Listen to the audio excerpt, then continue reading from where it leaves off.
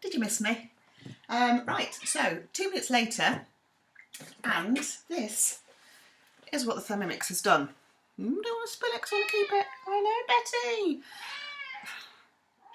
Cat's making an appearance again.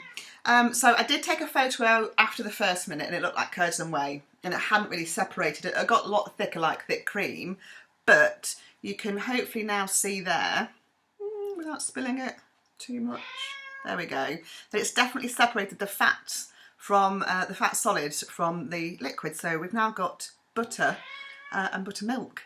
So what we do first of all, I'm hoping I'm not going to spill too much buttermilk really. Maybe I should have found a bigger pot to strain it into. Now can we see if I do this here? Can we see that a bit better? Right, let's see if this, oh, take the whisk out, that would help. So yes, follow the instructions. It says, remove the whisk. Hands are clean, by the way, as I don't forget. Strain contents through the simmering basket, separating the butter from the buttermilk. So that's my whisk, now looking relatively clean. So let's strain that through there. Oh, see, yes, like I say, look, it's just going everywhere. Right, just for the purpose of this then, because I want to just, I've lost some buttermilk. Just for the purpose of this, I'm just going to use a normal sieve. Ooh. It's leaking onto the floor. Disaster. That's why Betty hangs around. She's waiting for all the scraps that fall onto the floor. Right, so that's your first strain. So again, I'm just left with mainly butter there. Betty! What's on the floor? What's this? I know. She shouldn't actually have dairy. She's a cat, it makes her sick. Next, concentrate, woman. Right, so the next thing it then says is rinse the butter under the cold water. I'm not completely sure what actually to do. I think it's because we want to get as much of the buttermilk out as possible. So from here, I'm not going to show you, look, but if I still keep squeezing it, there's still plenty of buttermilk coming out.